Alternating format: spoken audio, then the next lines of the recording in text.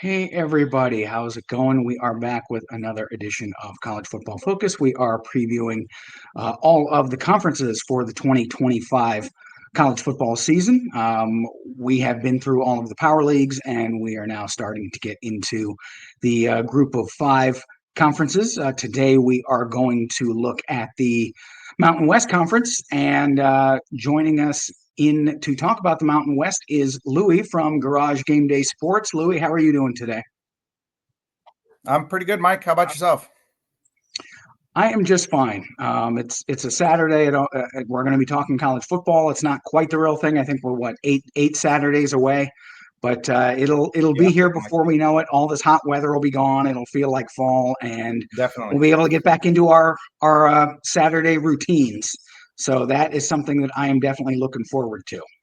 Same here. The summer's flying by, and before you know it, we'll be at week 0, week 1, and we're off to the races. So that is correct. We are going to talk some about the Mountain West today. What is maybe for you kind of, I guess, maybe the prevailing storyline for the Mountain West Conference heading into 2025? For me, I would have to say if there's anybody that can step up to Boise State and be a credible threat. We've seen UNLV the last year or two kind of knock on the door, and Boise State, kind of close the door. We've got San Jose State that I really like this year. UNLV's back. There's some new coaches, teams that are impressing me. So and I know Boise State's lost some pieces. So for me, it's who can step up, be that challenge for Boise State, maybe raise the conference profile as a whole. And we'll see who comes out of this and who comes out of the Mountain West. And not only that, but to throw their hat into the automatic bid for the G5, the highest ranked G5 champ for the playoff. Yeah, I like there's a pretty good amount of new coaches this season. Certainly we've got Jason Eck and Matt Entz, who have had their own successes, but we've got a couple of bigger names in Bronco Mendenhall and Dan Mullen. And I'm really curious. I know that Mullen at UNLV is at a better starting point than Mendenhall is at Utah State, but Bronco has been known to be kind of like a turnaround artist. I'm real interested to see how the high-profile coaches do for this season. I know that UNLV expects to challenge. I don't think Utah State, except for maybe within their locker room, expects to challenge. So it'll be interesting to see how each does relative to expectations for me. So let's start off with the teams. We're going to look first at Air Force. They had a really, really slow start last season. The offense was stagnant. They did finish with a nice close, winning out. But heading into this year, they've been kind of hit hard by the portal. And to me, they are retooling. There's a new quarterback in Josh Johnson. He's going to be under the microscope, but I do think the defense is good and should be able to keep them competitive until the offense comes around. What are your thoughts on Air Force? Yeah, I like how Air Force closed out the year last year. I feel like Dylan Carson's health when he came back kind of was the spark plug behind that. I noticed, the offense came alive. They closed the year, I think, on a 4-game winning streak, something like that, to finish nicely. I know they didn't make a bowl game, but that's a nice, kind of segue into this season. And I think it was an anomaly last year. Troy Calhoun, his teams are very well prepared, very well coached. So I think they'll have a bounce back season. They're usually stout on both sides of the line of scrimmage, as is all the service academies seem to do. So I do like Air Force here. I think they can make some noise here in a crowded Mountain West. I think, kind of doing the math and kind of mapping out my standings, I had kind of a log jam around the 6-6, 7-5 mark. All the teams that are 4-4, 5-3 in the Mountain West. So I think Air Force will firmly be in that conversation, and I think they can definitely be a pain for some of the upper tier of the Mountain West. So not an easy draw by any means. Right. And when you're good on the lines, both offense and defense, you've always got a shot because those are probably the two most important outside of quarterback. Those are probably the two most important areas. And Peyton Zdroik is an all conference type player right on the middle of that defensive line. So I agree. I think that there should be a bit of a bounce back. How high it's going to be, I don't know. I tend to agree that 6-6, 7-5 area seems like a sweet spot, but Troy Calhoun has had surprising teams before, so maybe they exceed that. Boise State, obviously, everyone knows the prominence that they came to last season. Ashton Jeanty was in the Heisman race right up until the very end, won the rushing title. They just keep chugging along. I know that he left for the pros. I don't think they're going to drop off too much. Maddox Madsen at quarterback and their receiving core is really, really good. And that should make their offense, at least within the league, nearly unstoppable. I also really like Cage Casey on the offensive line. I actually have him as an All-American this year. They do take road trips. They open at USF, which I think could be tricky, and then they go to Notre Dame later on in the season. Those are, I think, going to be kind of the two measuring stick games for them, but I would not be the least bit surprised if they are one of the lead teams for the auto bid. Agree. I think they'll be a favorite. To me, at least on paper, 11 of the 12 games. Of course, the game in Notre Dame in South Bend, I think they'd be an underdog there. But yeah, missing Ashton Jeanty is going to be, of course, a generational type player. The season he had last year was just, something you'd see on College Football 25. The numbers he put up were just insane. But I think Sire Gaines at running back is going to be a nice addition. They bring back a lot. They've got probably the best offensive line, one of the best offensive lines in the Mountain West, a few all Mountain West type guys. So I think they'll be okay on offense. I'm interested to see whether Maddox Madsen will have a drop off of any sorts. Now that defenses are going to be kind of honing in on him, you won't have Jeanty, all eyes on Jeanty. People are just selling out, loading the box, trying to stop Jeanty. You don't have that. So I am curious to see if there's any sort of drop off for Madsen. I do like him, though. I think he's the best quarterback in the conference. And like you said, they should be the clear favorite to win the Mountain West. As far as who's number 2, to me, is going to be very interesting because I've got a lot of teams in the running for who would oppose the Broncos in the Mountain West title game. Yeah, Madsen, I like him because he's got a lot of moxie. He can move the pocket. He can get outside.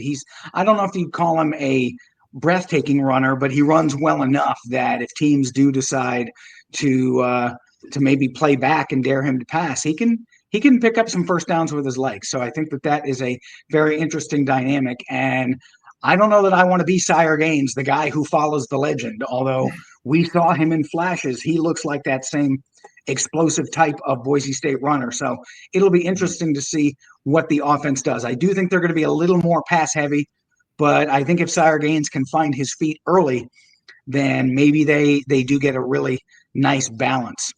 Colorado State. I'm sorry. I really do like the defense. I wanted to touch up on the defense real quick because they were a sack machine last year. Yes. I know they lose Hassanin, I believe, but Jaden Virgin Morgan's back. So that defense, I think, will still hum. They host UNLV, so them having to go to Boise is a big deal for the Rebels. But I do like Boise to be the favorite. But I just wanted to touch up on that defense because that is something to not take very lightly for everyone else in the Mountain West. Yeah, and their secondary is really good too. So. Yes. Colorado State, Jay Norvell, I know that was kind of a celebrated hire when he came in. Can they continue the growth that they had last year? They won 8 games. It was their most wins since 2015, but they are going to be one of the teams moving to the Pac-12. I do think there's a little bit of pressure to show that was not an anomaly, that it wasn't just kind of a fluke. There are some questions, I think, on the roster. And even though there was progress, it's interesting to me anyway to note that Norvell has not yet signed a contract extension and he's going into his 4th season. So that's something that I think, I don't know if it's necessarily going to weigh on the program. I know he's really the only one who's going to worry about it. But I always feel like a coach that's kind of just looming out there who isn't locked up, that maybe some odd things can happen and maybe they don't have the year that they're supposed to have. But they do have some talent on their roster as well.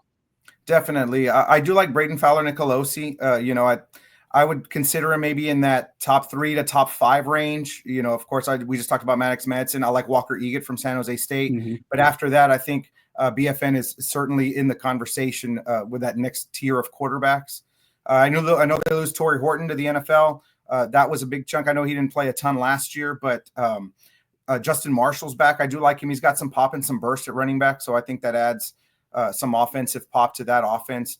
And like you said, yeah, with Jay Norvell, we'll see if it was kind of an anomaly last year, if they can get some consistency here for the Rams as they depart to hit the Pac-12. Yeah, they're a program who every year it seems like people say this is the year for them to make the move, and this is the year. And they did win 8 games last year, and now stringing it back to back, I think is what they have to do. And there are a lot of transfers that come in too, so that's kind of a chemistry experiment. We've seen it with Colorado, some other teams that just get an influx of transfers. Whether all those will gel or not is a key storyline here with the Rams. Yeah, that chemistry is always an interesting equation. Some teams make it work, some don't. Fresno State, they are heading in. Matt Entz obviously has a championship pedigree. He might have to wait a bit, I think, to see the results, though. The schedule is tough. Boise and San Jose State are both on the road, and they do have to replace a lot of the offense. So I know that they got to transfer in an E.J. Warner. He's bounced around a couple of places, and he has flashed. He has some big-time talent. But I don't know that I love this roster, at least for this year. I do think long-term that this is a good hire. I'm not sure how good Fresno State can be this season. I do think it's going to come down to quarterback play for them to determine how well they do in 2025. Agree. And EJ Warner's kind of had an interception problem everywhere he's gone. He played at Rice and double-digit interceptions, I think, in 2 or maybe all 3 of the years he's been a starting quarterback. So like you said, his quarterback play is going to dictate how well Fresno does. I have them making a bowl game, but they were one of those that I was on the fence that 6-6, 5-7, kind of, pulling teeth, pulling hair, trying to figure out and balance the wins and losses of the schedule. So I do have Fresno at 6-6, but they're one of the close calls. Like you said, it's going to depend on Warner having to replace Malik Sherrod. He transferred to Boise State. That's another running back for Boise's running room. The rich get richer in the backfield for Boise State. But, Fresno's got to replace some pieces. But to me, the key thing is Warner. If he can keep those interceptions down, at least keep Fresno in games and see if they can grind out a game or 2 and get to bowl eligibility. I do think that they will play with kind of Matt Entz's personality, gritty, hard-nosed, especially on defense. That's a lot of what his North Dakota State teams were. And I think that they will probably, even if the wins aren't there this year, I think you're going to see the personality. That's going to continue because that's the way that Fresno State was going all the way back to Pat Hill, even with Jeff Tedford. Even though the offense opened up a little bit, the defense was always pretty physical. So I think it'll be a continuation of some more of that.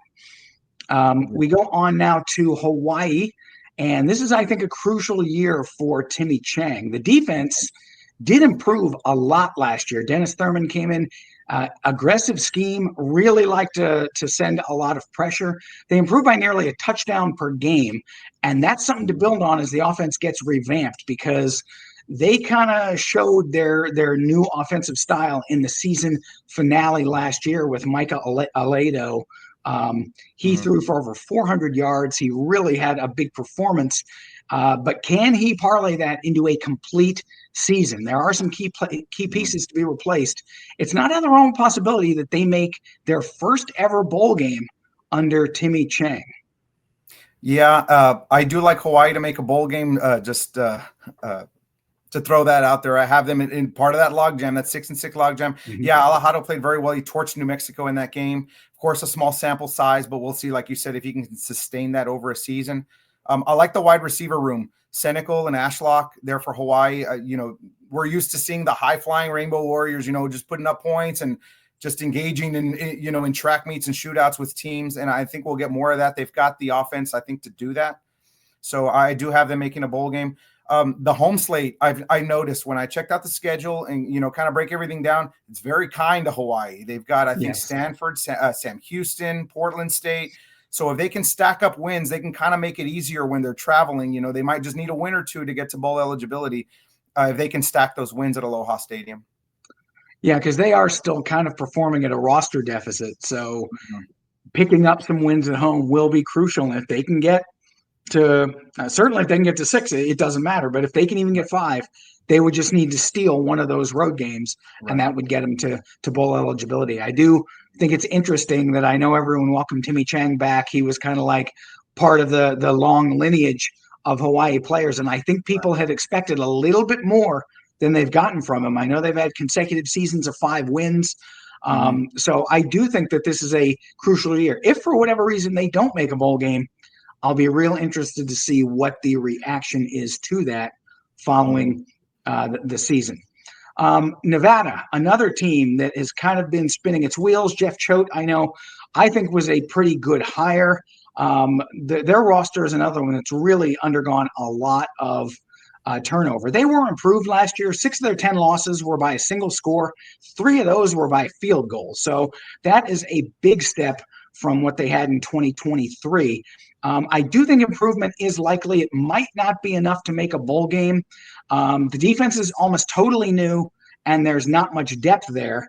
But Choate has said that after the spring, he said the team is tight, that they've bonded well. And sometimes, as we've seen, that's all that's needed to take a step forward. Yeah, I agree. Leah, like you said, Nevada had a real bad string of luck in terms of one possession games. I think they were 2-6 in the 1-score game. So if they can, flip that by 1 or 2 or finish 500, something like that. But that was a big step to at least be competitive, because there were blowouts left and right. So Choate has them going in the right direction. No, they took 10 losses last year. I want to see more from the pass rush, though. They didn't generate a ton of sacks. I think it was only 14, 15. That's just 1 a game. For the 13 games they played. I think they played Hawaii, so they picked up that extra 13th game. But yeah, I want to see more from the pass rush and this defense to see if they can, put pressure on opposing quarterbacks. You've got a lot of good quarterbacks in the Mountain West. We've talked about a few of them already. Madsen and Eget, we'll talk to him in a bit, and Alejado, I think, will have a good run. So to put pressure on some of these gunslinging quarterbacks that can put up points if you let them sit there and just pick you apart. So I do want to see more. I'm interested to see how Nevada's defense works under Choate. Yeah, I mean, he's got the pedigree on that side of the ball, so you would expect them to be better defensively. Now, just the offense needs to be able to kind of go along with it and get some of those 1-score things reversed and score a few more points against some opponents, so the defense isn't having to do all of the heavy lifting. Right, and in the second half of the season, I noticed looking at the schedule, Boise, San Jose, UNLV all in the back half. So if they want any hope of getting enough games to be bowl eligible, they're going to have to stack wins at the beginning. And I know they got Penn State, I think week 1. That's not going to be pretty by any stretch. So it's all about stacking wins, getting momentum, and at least trying to be competitive in those games like they were for a big chunk of last year. And let's see if they can carry that over into this year. Yeah, definitely. You got to build up some capital early when you've got a schedule like that. Moving on to New Mexico, another one with a new coach, Jason Eck, another one who was successful at the FCS level. If we want to talk about bad defense, the Lobos were far too forgiving last year. They ranked in the bottom 10 nationally in just about every important statistical category, and that negated a lot of what the offense could do. And the offense was actually pretty good. I think if you told people that New Mexico had a top 25 offense last year, they probably would laugh at you, but they did. I mean, they could put up points. They do get a ton of transfers to come in, so that might ease the transition a little bit for Eck. A lot of them are on offense, so there should be some playmakers. The defense added some talent, but they don't have a lot of depth, so they're going to really need to stay healthy. And I think that it's going to be a rocky season this year, but Eck is another one who I think long-term that there will be some light at the end of the tunnel. I just don't know how many wins they can pick up this year. Right. I've got New Mexico at 3-9. It's kind of a reclamation project. Like you said, with some of these coaches that come in, it's going to take a year or two to get your guys in the system, and it kind of starts lose big, lose small, win small, and maybe win big, depending if they get to that last step. Like you said, the light at the end of the tunnel. It's going to be a long-term project here for Eck. I do like some of the pieces, and I know they lost Devin Dampier. They lost Eli Sanders, so a huge chunk of that rushing offense. This was a team that was very fun to watch, averaged, I think, in the low 30s. The problem was, like you said, the defense gave up 37 points a game, 38 points a game.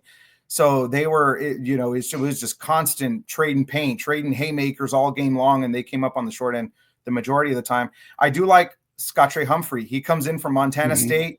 And New Mexico got a good look of him last year because he carved them up when they played the Bobcats. So I think he'll be a focal point of this offense. I do like that move. And like you said, Eck, it's going to be a long-term project here, but I do love the hire. I think they'll see the fruits of their labor here. Maybe not this year, but in a year or two, hopefully get into a bowl game and be more competitive. Yeah, I do kind of wish Devon Dampier had stuck around. He was like you. I was just every time they were on CBS Sports, it's like I gotta watch New Mexico because he could do it with his legs, he could do it with his arm, and he was a really fun player to watch. And I said, well, you know what, someone's going to poach him, and of course they did. It was Utah, which he seems to be a really good fit over there. Utah, he's going to be fun to watch and breathe some life into that quarterback room. They've had a string of bad luck for the last couple of years. They have. He was a treat to watch. He was. San Diego State, they made the hire of Sean Lewis, who was an offensive line coach. It did not quite go the way that they thought it was going to go offensively. They improved very, very minuscule over the year before, and they say it has to get worse before it gets better. I don't think that many thought that they would only win 3 games last year. Going back as far as I can remember, their quarterback play has been spotty, even when they've been good. It's never been a super highlight position. It's always been defense. Obviously, some of the running backs they've had over the years. So they're going to need to get Jaden Denegal to play well. And that could be a little bit of a challenge, but Lewis has an offensive mind. He does return his coaching staff, and the majority of the players from last year, the learning curve is gone, so there should be a comfort level. But you look at their schedule, they've got some tough road trips, and I think that could limit the ceiling, but I do think there will be some improvement. Yeah, and I really like Trey White on the defensive side of the ball. He will help the defense and help keep them in games. They may not be able to light up the scoreboard. They might have to grind out some 20-17, 17-14 type games. So I think it starts with him on the defense. Like you said, they're very stout at running the ball. They got to replace Marquez Cooper. Easily eclipsed 1,000 yards last year. So it's overcoming that and hopefully getting some decent to slightly above average quarterback play, I think is key. And having Trey White anchor that defense and grinding out some games. And like you said, some tough games. Boise, San Jose State's on the schedule. That San Jose actually comes before a trip to New Mexico on a Friday night. So hopefully that's not a trap game that they're kind of beat up from San Jose and then go and drop, a New Mexico game. If they want any shot at a bowl game, that really can't happen. So, but I do like Sean Lewis, and I think San Diego State trend is in the right direction, but I'm not sure about this year making a bowl game. I don't have them making a bowl game this year. Yeah, and again, I just think you're right about the trap game. Sometimes it's not who you play; it's when you play them. It's when you play them. That's what I love. You might be better. Like just you look at the rosters and you're better, but if you've played a tough opponent, which San Jose State should be. You may tell yourself, well, we can beat New Mexico pretty easy, but if you've gotten beaten up a little bit and maybe you've lost a key guy or two, then all of a sudden the scales are a little more even. So sometimes placement of games is just as important, if not more so. Definitely. It's one of the things I look at actually when I look at the schedule. I look, who you play, when you play them. Is it a Thursday? Is it a Friday? Do you have a road trip after? Is it a back-to-back-to-back? Or there's a lot of elements that I like to look at the schedule. It fascinates me like that. And that jumped out at me. I said, oh, well, that at New Mexico kind of is circled as an important game if they want any shot at making a bowl game. I would tend to agree. San Jose State, I think they surprised a few people last year with Ken Niumatalolo, his extensive background from Navy. I think maybe there were some people who thought that they might bring that same type of option to San Jose State. But when you've got a player like Nick Nash, who did turn out to be an All-American, you weren't going to run the option. No. Should Boise or UNLV slip up, I really like this team as a sleeper to contend. There's a ton of experience back, especially on both of the lines. They do have experience at signal caller with Walker Eggett. And really, after the road trip to Texas in week 2, I mean, that's really going to the top of the mountain early in the year. There's no Boise, no UNLV on the schedule. I think this is a team that should have a ton of confidence heading into this season.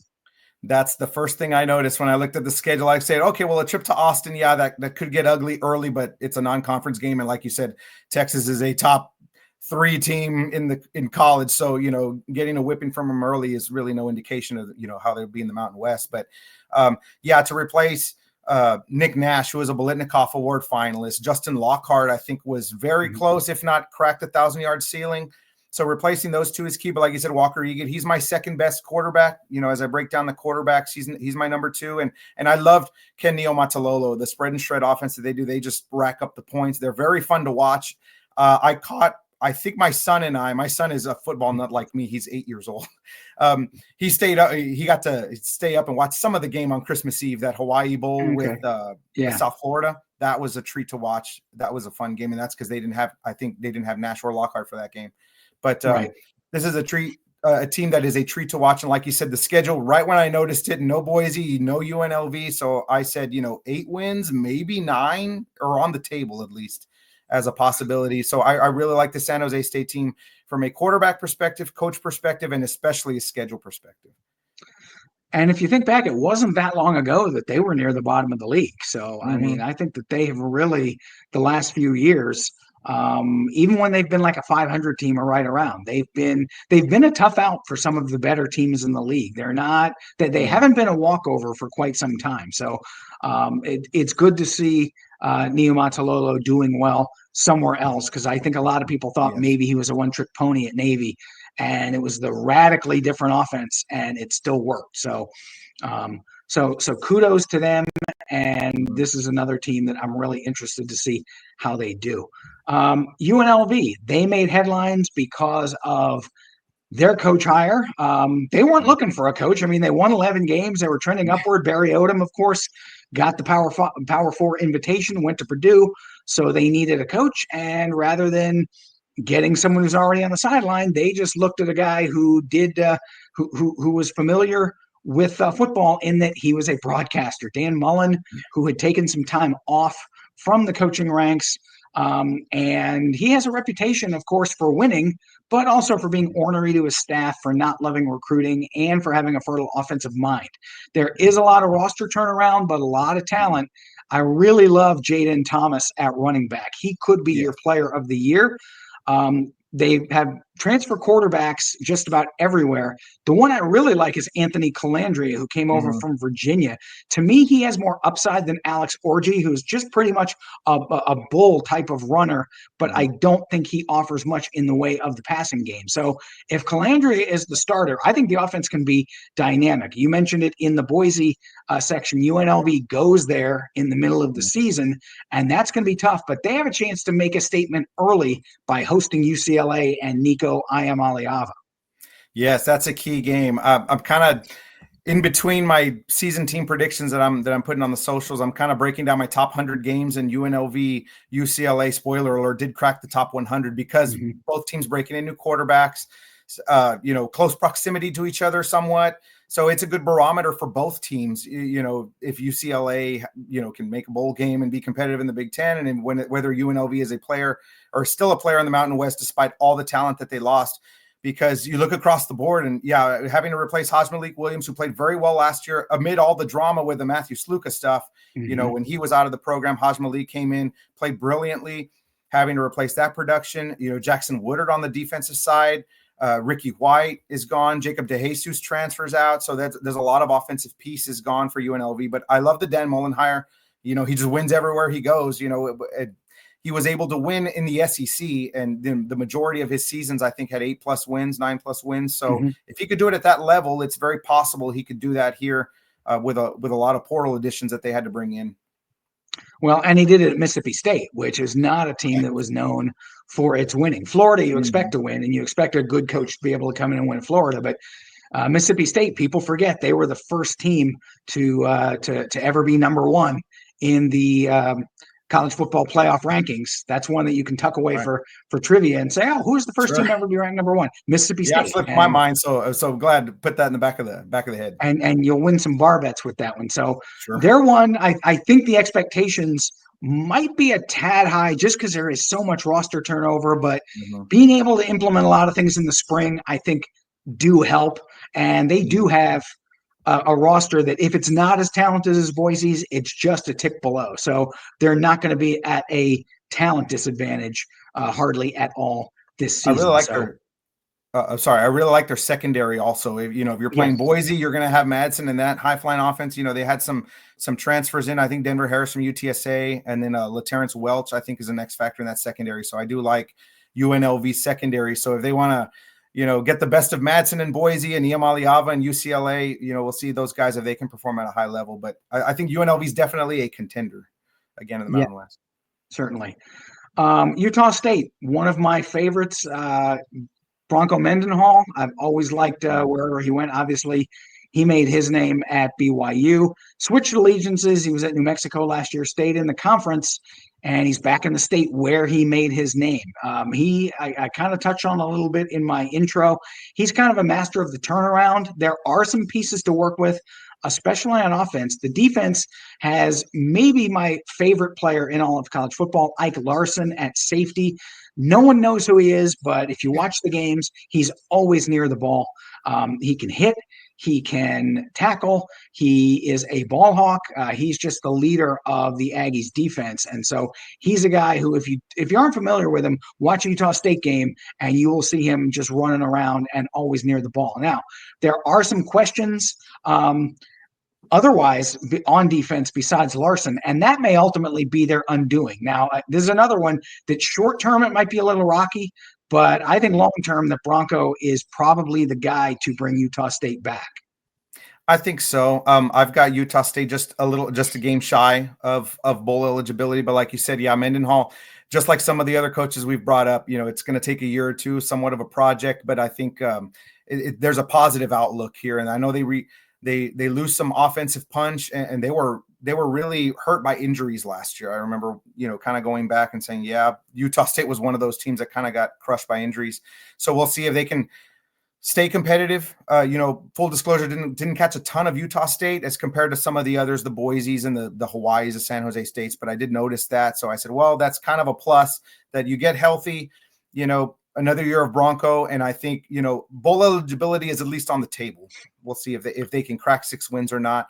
But looking at the schedule, I noticed right away at Hawaii, at A&M, at Vanderbilt right away, is not going to be a fun time early on, especially as those teams are trying to establish their identities. A&M's trying to shake off the 8-4 curse that, has been on them the last few years in Vanderbilt with what they've got going on. So that may not be a fun time, but we'll see if they can at least be competitive in those games and take that into Mountain West play. Yeah, and Bronco's going to tell them, hey, no one thinks we can win. Let's just go out and do what we do. And as long as they're competitive and those early games, they don't get anyone crucial hurt, I think that they will set up maybe to surprise a couple of people in the Mountain West. Last but certainly not least, Wyoming. They were another one that I think thought would go better after Craig Bohl retired. The transition to Jay Sawvell did not really go as expected. They won just 3 times. Inconsistency. One week they'd look really good for a half. Then the next week they couldn't do anything. Most of the roster's back, and I think they're ready, though, to put 2024 behind them. The offensive line is great. They have Jack Walsh. They have 3 guys who could maybe be all-conference. And the pass rush, I think, should be improved, even with the loss of Sebastian Harsh to transfer.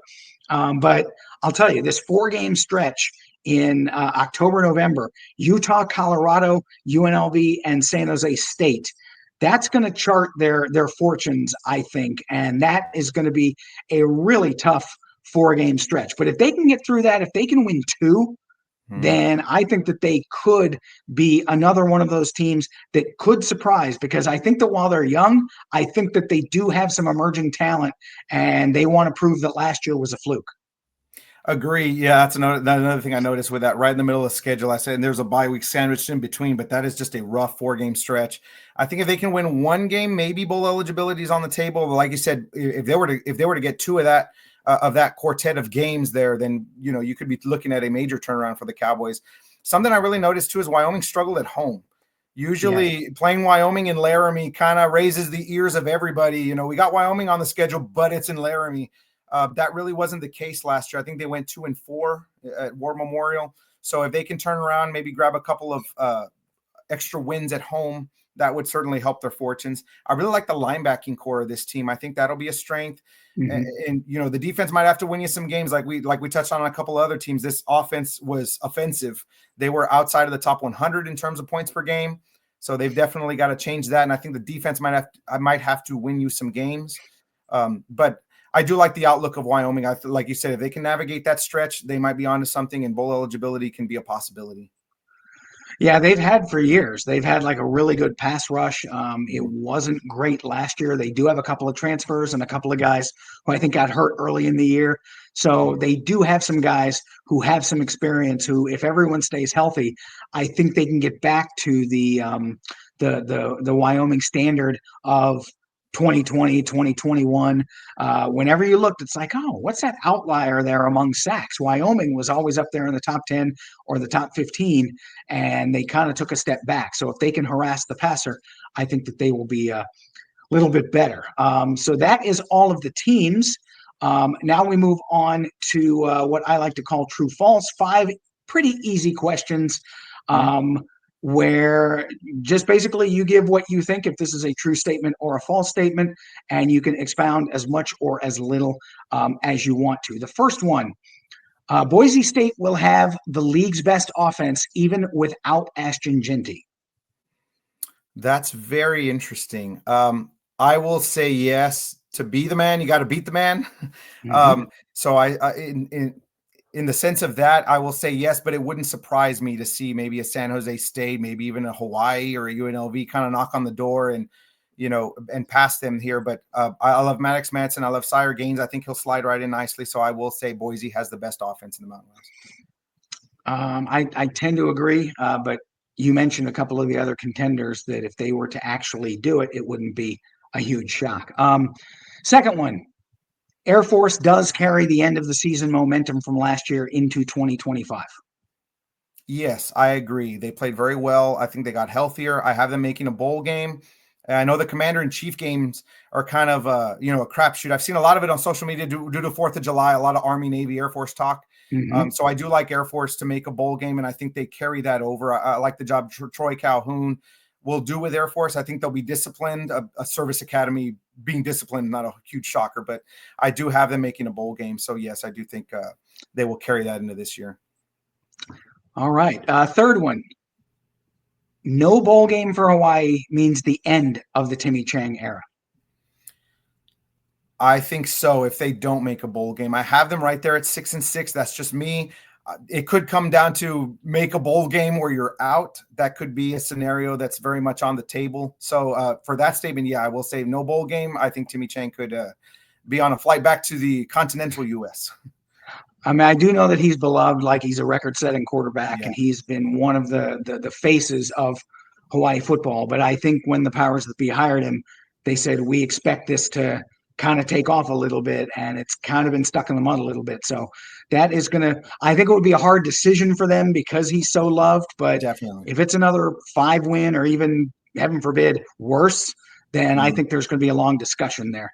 So.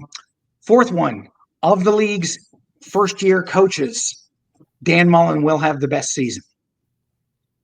In terms of record, yes, because I think he's got the most to work with. What's already in place, I think record-wise, he'll have far and away, like we said, Eck and Mendenhall kind of reclamation projects might take a year or two before we see, huge results. But I think Mullen kind of what's in place, the success he's had at other places, especially at Mississippi State and at Florida, I think he will be in the best position to win games. So I do think they'll have the best record in terms of the new coaches. And last but not least, we saw it last year with Ashton Genty in the Heisman hunt. With Genty gone, there is no premier offensive player that will bring the league Heisman recognition this season. I think that's true, and it might be, maybe West Coast bias. Some of these late games, the voters and stuff don't really stay up till 10, 11, 12 o'clock at night, maybe even later if you're talking East Coast. Genty had to put up video game numbers to get that kind of recognition. Yeah. It would take something astronomical like a Jaden Thomas or even Maddox Madsen or Walker Egan to put up just insane numbers for them to get the kind of recognition that Genty got. And even that, he still got second. But I mean, that was a testament more to the work Travis Hunter did on playing 2 positions. Genty probably would have won the award most years if it weren't for Hunter. But Right. Yeah, it would take something crazy for them to get into the Heisman Trophy conversation. I do like the fact, though, that he and Nick Nash were kind of highlight guys for the league, because it's tough enough for them to get one. So to have 2 guys who are kind of really got some national honors, I think that was a nice thing. And now they're both gone, and they're going to be trying out for the NFL stardom. Moving on now to the title game. I think most people are assuming that Boise State has the roster and the experience and the head coach and the schedule strength, even if they lose to Notre Dame, that they should make the Mountain West Championship game. But on the other side, who do you think? I'm putting the cart before the horse. Maybe you don't have Boise State in the title game, but who are your picks for the Mountain West Championship game? On some other season predictions, I would have some bold predictions, but as far as the Mountain West, that would not be the case. I will stick with Boise State for one half of the Mountain West equation. But on the other side, I do like San Jose State. I've talked about it. I'm really high on Ken Niumatalolo, the offense. I know losing Nash and Lockhart's a big deal, but the schedule really stands out to me. I think the offense won't drop off a ton, even with those two gone. So I do like San Jose and Boise State to clash in the Mountain West title game. And like you said, Boise, I think as long as they don't take the Army or Navy route and get smoked by Notre Dame, that could paint the Mountain West in a negative light. And hopefully they can stay competitive like they did with Oregon last year. They took them all the way down to the wire. So I think, an 11-1 record, repping the Mountain West. If they win the Mountain West, we could easily talk the Broncos back into the college football playoff. But I do like Boise State. San Jose State is my Mountain West championship game. Yeah, I was going back and forth for the second spot. I think Boise State is a fairly easy layup. Is it San Jose State's schedule or UNLV's talent that makes it in? Those are my two other contenders. And I do think that there is just enough of a question mark with all of the transfer talent that UNLV has to give San Jose State a little bit of an edge, a little more continuity, experience with Walker Eggett at quarterback and some of the guys on defense. I really like UNLV, and if they made it, I would not be the least bit surprised. But I think the schedule does a lot of favorable things for San Jose State, and I think they as well will be in the title game. So you'll see Boise and San Jose State. Very good, interesting talk with Mountain West football. If people want to find you on social media, how is it they go about doing that? They can find me at Game Day Garage is my handle on X, or you can search Garage Gameday Sports. I think it pops up either way. I'm also on Facebook, TikTok. My college football season predictions already touched up on the Mountain West. We're going conference by conference, so it's a bit of a trek, but time-wise, we should make it, a week or two before the season starts, covering every single FBS team. So if you're a college football fan, definitely check that out. But Garage Gameday Sports on all the socials. You can come find us, talk college football anytime. All right. Thanks a lot for coming on and breaking down the Mountain West. Again, we're only about 2 months away from all of this starting for real, and we can have our Saturdays once again be tolerable and fun. And the best part, the chore lists that we have for the summer will be out the window because you tell the wife or whomever, hey, 9 a.m. I got to watch game day, and I got games to watch till 2 a.m. So yep, we got games to watch, games to break down. Yep, definitely. So again, thanks a lot for coming on, and we'll try to catch up during the season. Yes, sir. Appreciate you, Mike. Thank you so much for having me. This was a blast. All right. Thank you. Mm-hmm.